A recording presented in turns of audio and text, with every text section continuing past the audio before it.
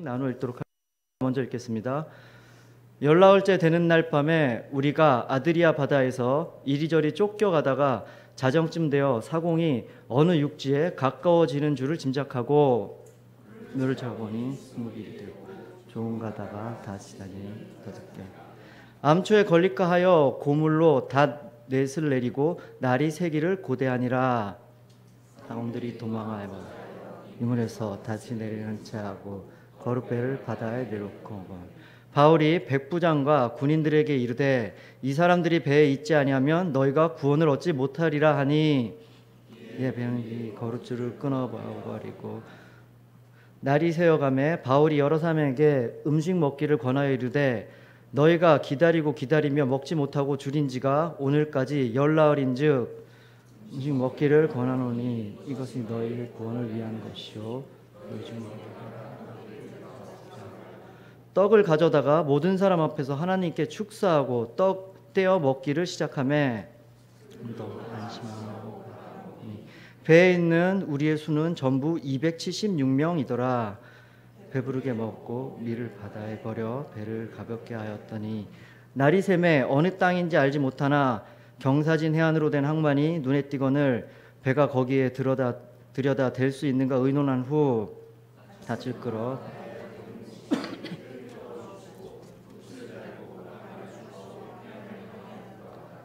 두 물이 합하여 흐르는 곳을 만나 배를 걸매 이 물은 부딪혀 움직일 수 없이 붙고 고물은 큰 물결에 깨어져 가니 군인들은 재수가 져서 도망갈까 하여 그들을 죽이는 것이 좋다 하였으나 백부장이 바울을 구원하려 하여 그들의 뜻을 막고 헤엄칠 줄 아는 사람들을 명하여 물에 뛰어내려 먼저 육지에 나가게 하고 그 남은 사람들은 널조가 고는 배 물건에 의지하여 나가게 하니 마침내 사람들이 다 상륙하여 구조되니라. 아멘. 자, 계속해서 나누고 있는 사도행전 27장은 드디어 로마로 향하는 바울의 긴 여정에 대해서 이야기를 하고 있습니다. 바울은 로마로 복음을 선포한다는 부푼 꿈을 안고 떠났습니다. 그러나 그 항해의 길 또한 계속되는 연속되는 고난과 위기의 시간이었습니다. 이미 바울은 2년 동안 너무나 힘든 시간을 보냈습니다. 그리고 또 오랜 시간을 기다렸습니다. 이번 항해만큼은 좀 아무 일도 없이 좀 편안히 좀 빨리 로마에 도착했으면 좋았을 텐데 꼭 그게 그렇지만은 않은 것 같습니다. 이렇게 하나님의 꿈을 안고 하나님의 비전을 품고 가는 길에도 언제나 꽃길만은 있는 것은 아닙니다. 우리의 인생도 마찬가지인 것 같습니다. 하나님의 비전을 품고 하나님의 말씀에 순종해서 살지만 언제나 우리 인생 가운데 기쁨만이 은혜만이 감사만이 넘치는 것은 아닙니다. 생각하지도 않던 어려움이 닥칠 수도 있고 곤란한 문제가 발생하고 또 이런 문제들은 꼬리에 꼬리를 물고 계속해서 일어납니다. 이런 일들은 여러분들은 잘 아실 것이고 또 이런 일들이 생긴다는 것을 살면서 경험해 보셨을 것입니다. 그러나 이것이 끝이 아닙니다. 또 우리는 또 한 가지 아주 중요한 사실을 경험하게 됩니다. 바로 그것은 그러한 상황 속에서도 하나님은 우리를 보호하시고 눈동자같이 지켜주신다는 것입니다. 그리고 문제를 바라보는 것이 아닌 하나님을 바라볼 때 그 힘든 상황 가운데서도 그 어려운 상황 가운데서도 우리에게는 기쁨이 넘치고 은혜가 넘친다는 것입니다. 그리고 우리가 알지 못하는 그 놀라운 방법으로 하나님께서 그 모든 문제들을 해결해 가시고 있다는 것을 우리는 볼 수 있습니다. 오늘 이야기도 바로 이러한 하나님의 손에 붙들려 담대하게 눈앞에 닥친 위기를 대처하는 바울의 위대한 여정에 대한 이야기입니다. 바울이 로마로 배를 타고 출발한 시기는 이미 항해가 가능한 시기에 끝자락에서 출발했습니다. 이 말은 출발 자체가 이미 많은 위험 요소를 갖고 있었다는 것입니다. 가까스로 1차 정거장인 무라에 도착해서 그곳에서 이탈리아로 로마로 가는 알렉산드리오로 갈아탔습니다. 알렉산드리오는 그 이름에서 알 수 있으지 이집트의 애굽의 알렉산드리아에서 로마로 밀 또는 곡물들을 수송하는 큰 배였습니다. 이 큰 배도 풍랑 앞에 힘을 못 씁니다. 멀리 가지 못하고 바로 미항이라는 곳에 도착하게 됩니다. 그곳에서 바울은 겨울을 나기를 이곳에서 좋은 시기에 다시 출발하자고 권하지만 백부장은 선장이나 선주의 말을 더 신뢰했던 것입니다. 이곳은 겨울 나기가 좋지 않으니 가까운 거리에 가서 다시 한번 생각을 해보자라고 바로 베닉스라는 하루길밖에 안 되는 곳으로 출발을 하게 됩니다. 그러나 그 짧은 길 가운데 이들은 뜻하지 않게 유리굴로라는 광풍을 맞게 됩니다. 그래서 항로를 이탈하게 되고 14일에 걸친 악몽과 같은 시간을 보내기 시작하게 되는 것입니다. 오늘 본문은 바로 이 14일간의 엄청난 일들이 벌어진 후에 드디어 한 줄기 희망의 빛이 보이기 시작한 이야기를 기록하고 있습니다. 이들은 바로 14일째 되는 날 밤에 배가 드디어 육지 근처에 도착했다는 사실을 깨달았습니다. 먼저 선원들이 이 사실을 알아차렸습니다. 선원들은 그동안의 오랜 경험을 통해서 바다에서 육지에 거의 다 도착했다라는 사실을 직감적으로 깨달았던 것입니다.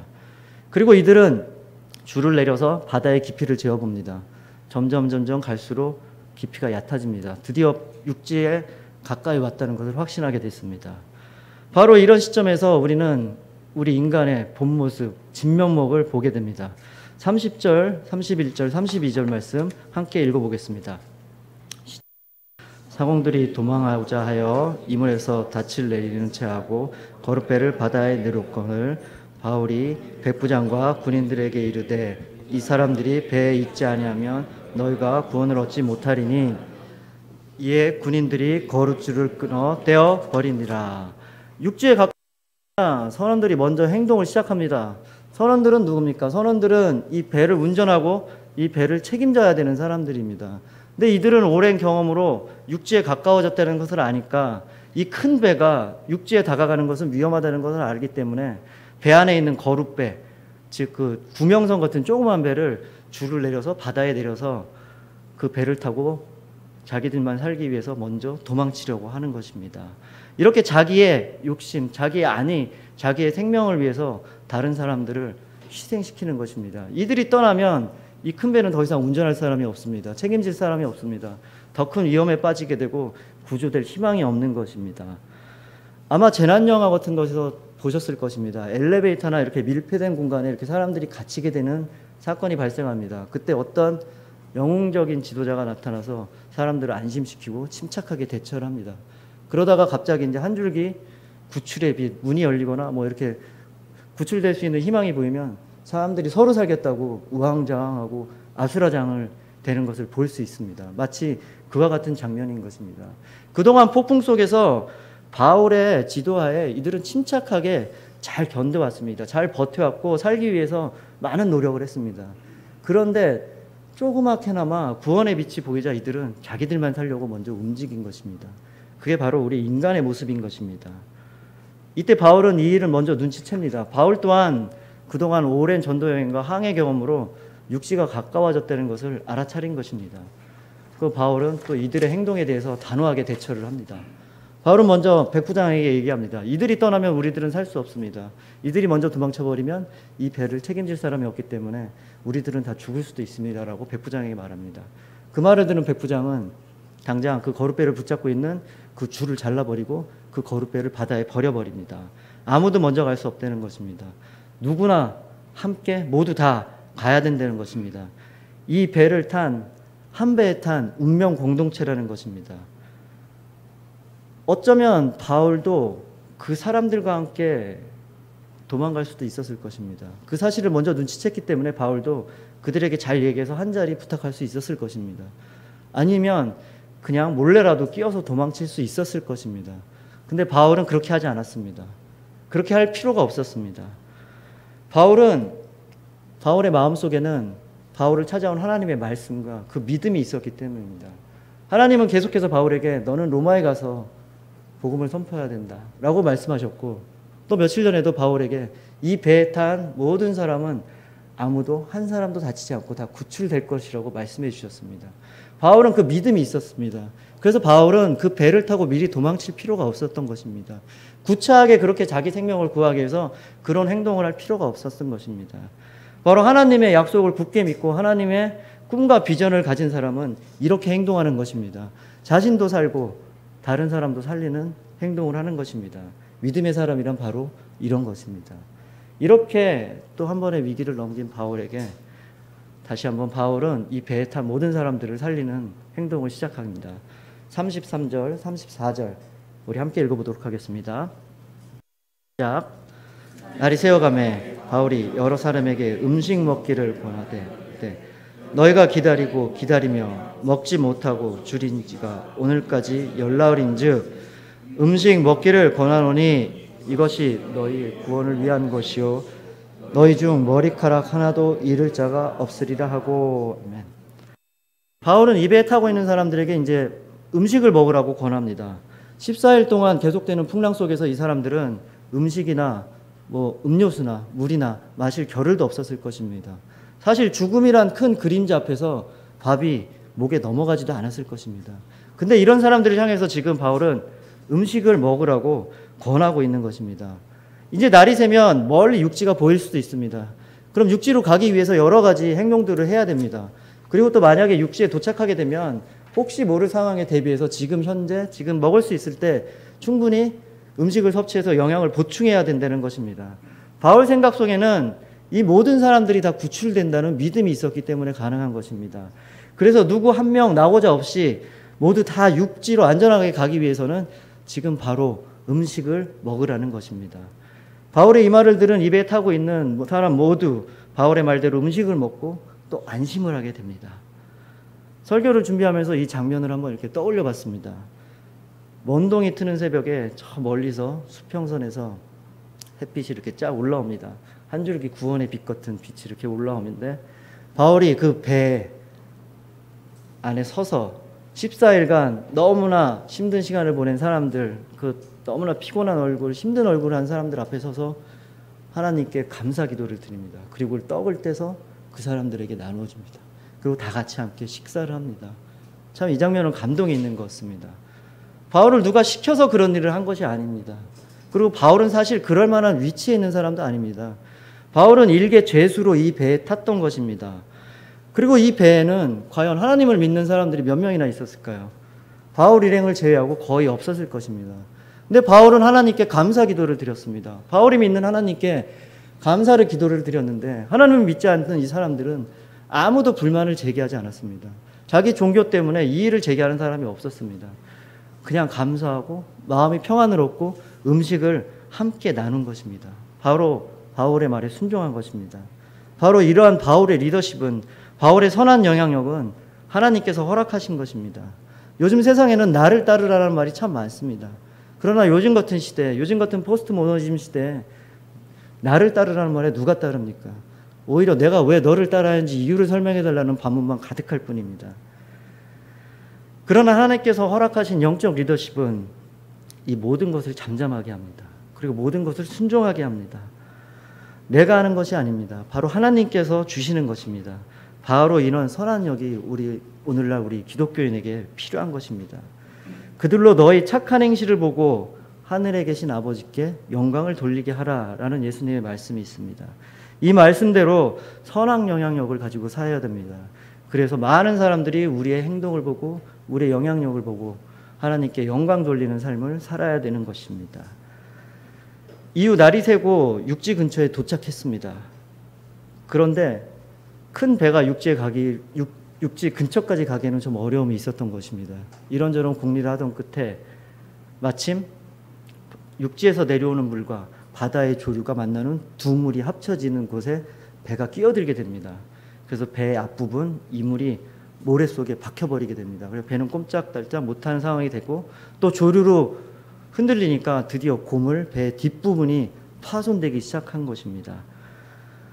배는 더 이상 쓸 수 없는 상태가 되어버립니다. 배는 더 이상 항해할 수 없고 어쩌면 가라앉을지도 모르는 위기가 찾아오게 된 것입니다. 그런데 이 위기보다 더 큰 위기가 바울에게 찾아옵니다. 오늘 말씀 42절, 43절, 44절 말씀 함께 읽어보겠습니다. 시작. 군인들은 제수가 헤엄쳐서 도망갈까 하여 그들을 죽이는 것이 좋다 하였으나 백부장이 바울을 구원하라 하여 그들의 뜻을 막고 헤엄칠 줄 아는 사람들을 명하여 물에 뛰어내려 먼저 육지로 나가게 하고 그 남은 사람들은 널조가 호는 배 물건에 의지하여 나가게 하니 마침내 함이 다 흥되어 부족되니라. 앞부분은 이제 땅에 박혔습니다. 배 뒷부분은 부서지기 시작했습니다. 더 이상은 움직이지도 못하고 배가 가라앉을 판입니다. 그러나 한 가지 분명한 사실은 육지에 가까이 왔다는 것입니다. 어쩌면 헤엄쳐서 육지로 갈 수도 있는 상황이 된 것입니다. 바로 그때 또 다른 위기가 찾아온 것입니다. 이때 로마 군인들은 이 죄수들이 헤엄쳐서 도망가지 않을까 하는 걱정과 두려움에 빠지게 됩니다.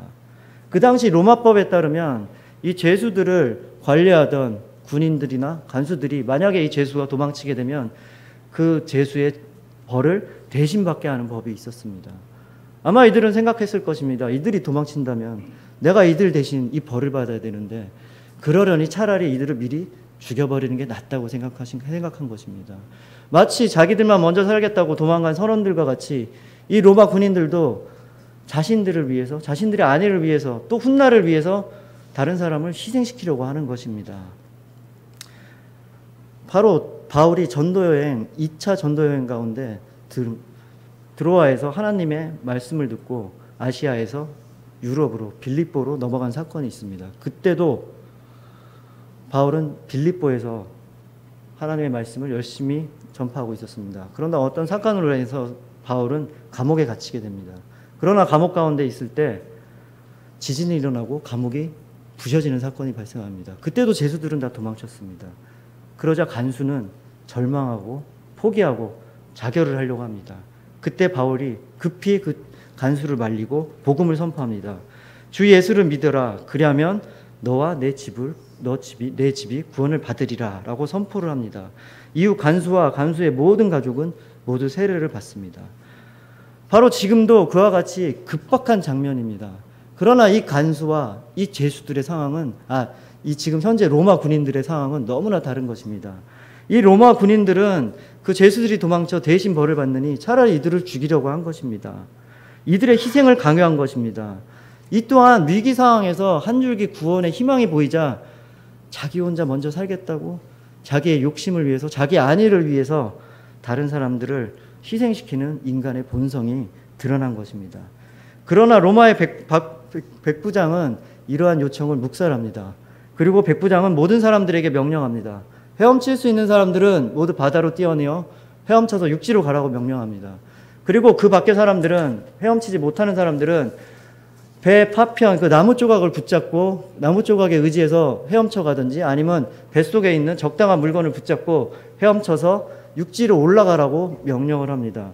그렇게 명령한 결과 오늘 말씀의 결말인 마침내 사람들이 다 상륙하여 구조되니라. 모든 사람들이 다 육지에 올라갔습니다.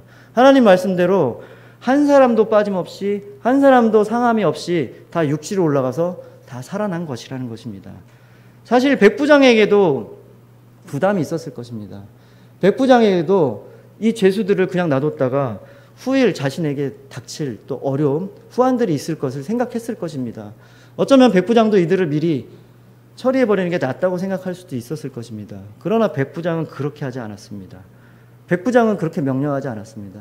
왜 백부장이 그렇게 했을까요? 오늘 성경 말씀에서는 단지 백부장은 바울을 살리기 위해서, 바울을 구하기 위해서 그렇게 해야 됐다고 표현하고 있습니다. 그동안 14일간 풍랑 속에서 백부장은 바울을 봤습니다. 바울과 함께 행동을 했습니다. 바울의 신념을 받고 바울의 믿음을 받고 바울의 신실함을 받습니다. 그리고 바울 속에 역사하시는 하나님을 봤을 것입니다. 그래서 이 백부장은 바울을 구하기로 결심했던 것입니다. 그런데 이런 모든 이유들보다도 가장 중요한 사실은 바로 하나님께서 바울을 구출하셨다는 것입니다. 하나님께서 바울을 보호하셨다는 것입니다. 바울은 분명히 로마로 가야 합니다. 또 로마에 가서 복음을 선포해야 됩니다. 그리고 이 배에 타고 있는 모든 사람은 다 구출되어야 하는 것입니다. 그게 바로 하나님의 말씀이고 하나님의 약속이고 하나님의 비전이자 하나님의 꿈인 것입니다. 이것이 바로 바울에게 보여준 하나님의 언약인 것입니다. 바로 이런 비전을 품고 이런 말씀을 믿고 가는 바울에게 이 백부장을 통해서 하나님께서 바울을 이 위기에서 안전하게 구출하게 하여 준 것입니다. 오늘 이야기를 통해서 바울과 같이 사람 살리는 사람에 대해서 이야기를 나눠봤습니다. 또 그 반대로 자신이 혼자 살기 위해서, 자신만이 살기 위해서 도망치는 선원을 만났습니다. 또 그리고 아직 발생하지도 않는 죄수들이 도망가지도 않았는데도 걱정을 하고 미리 죽이려고 자신들의 먼 훗날의 안위까지 생각하는 이 죄수들의 모습을 봤습니다. 모두 이들은 인간 본성의 모습인 것입니다. 인간 우리 안에 가득한 죄악된 모습인 것입니다. 그러나 바울은 분명히 그 마음속에 하나님의 말씀이 있었습니다. 하나님에 대한 믿음이 있었습니다. 신뢰가 있었습니다. 로마로 가야 한다는 복음의 말씀을, 로마에 가서 복음을 전해야 된다는 말씀을 들었고, 또 이 배에 있는 사람들이 모두 다 구출된다는 하나님의 약속이 있었습니다. 그 말씀으로, 믿음으로 바울은 살아난 것입니다. 그렇게 살아난 바울은 이 위기 속에서, 이 선원과 이 로마 군인들의 위기 속에서도 안전하게 구출될 수 있었던 것입니다. 그 구출됐을 뿐만 아니라 바울은 자신의 말과 행동으로 그 안에 있던 그 모든 사람들을 다 살려낸 것입니다.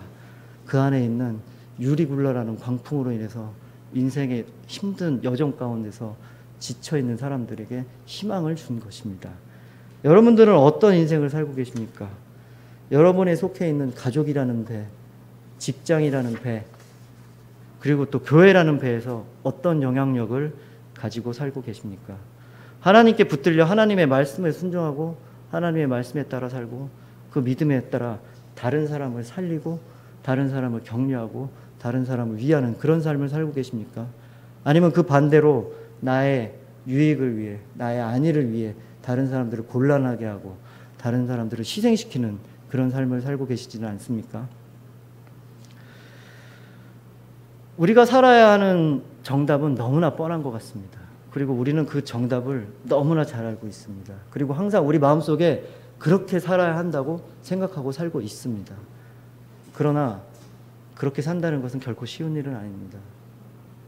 우리도 인간이기 때문에 눈앞에 있는 유익과 우리의 이익을 포기하고 심지어 우리의 삶을 포기하고 다른 사람들을 살린다는 것 자체가 너무나 어려운 일입니다. 바로 근데 그러한 일은 우리가 하나님께 바울과 같이 딱 붙어 있을 때만 가능한 것입니다. 하나님의 말씀을 올바르게 깨닫고 하나님의 말씀을 굳게 믿고 굳게 의지하고 하나님께서 주시는 꿈과 비전을 품을 때만 바로 그러한 삶이 가능한 것입니다.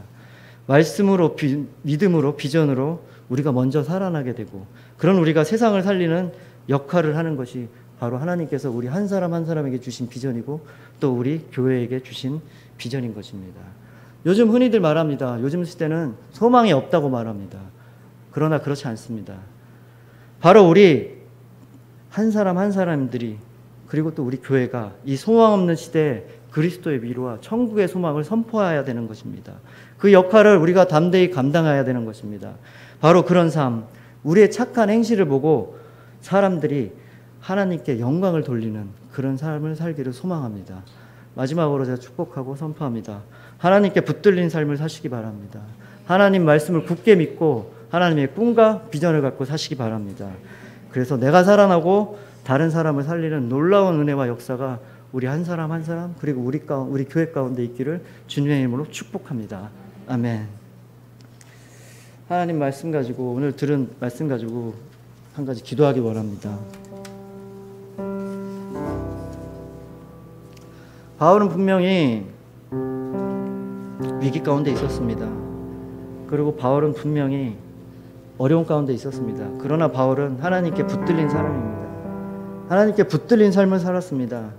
수많은 고비와 어려움 속에서도 자신의 유익이나 자신의 안전이나 자신의 안위를 생각하지 않고 오로지 하나님의 말씀만을 순종하면서 굳게 믿고 행동하였습니다. 그런 바울을 하나님께서 온전히 지켜내어 주시고 또 그런 바울을 통해서 다른 사람을 살리는 놀라운 일들을 행하셨습니다. 바로 그런 바울의 행동이 우리의 행동이 되길 원합니다. 그런 바울의 믿음이 우리의 믿음이 되길 원합니다. 우리 자신들이 하나님의 말씀으로 하나님의 비전으로 다시 살아나길 원합니다. 그런 우리 교회가 이 소망 없는 시대에 하나님의 나라와 예수 그리스도의 구원의 소망을 선포하는 일을 감당하길 원합니다. 우리에게 믿음을 허락하여 주시고 우리에게 힘을 주셔서 우리가 그런 일을 능히 감당할 수 있게 하여 주시옵소서. 우리가 그런 일을 감당할 때 많은 사람들이 우리를 보고 하나님께 영광을 돌리는 일을 우리로 하여금 보게 하여 주시옵소서. 우리 모두 합심하여 기도하시겠습니다. 하나님 아버지 그렇습니다. 주님, 바울은 분명히 어려운 일을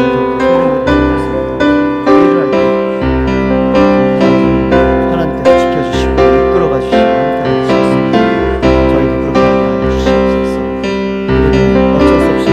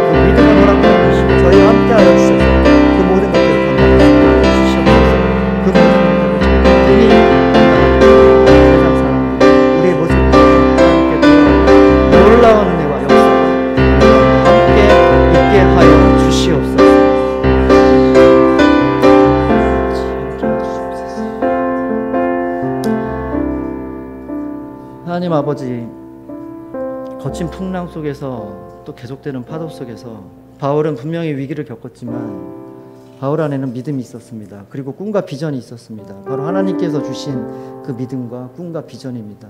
그것을 통해서 바울은 자신이 먼저 살아나게 되고 또 다른 사람을 살리는 놀라운 일을 행하였습니다. 그런 바울을 하나님께서는 눈동자같이 보호해 주시고 친밀하게 다가가 주셨습니다. 바로 우리의 삶이 그런 바울과 같은 삶이 되길 원합니다. 우리는 연약하여 우리의 것을 놓고 다른 사람을 위한다는 것이 참 어려울 때가 많습니다.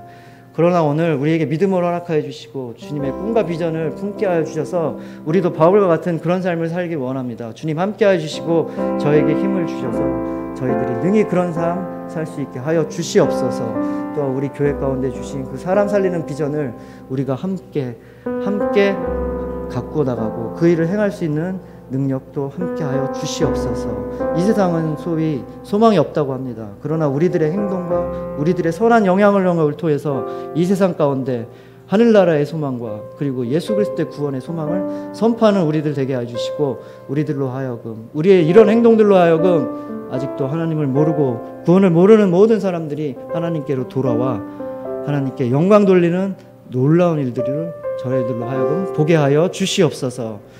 감사드립니다. 이 모든 말씀 우리 주 예수 그리스도의 이름으로 기도드립니다. 아멘. 주기도문으로 예배 마치겠습니다.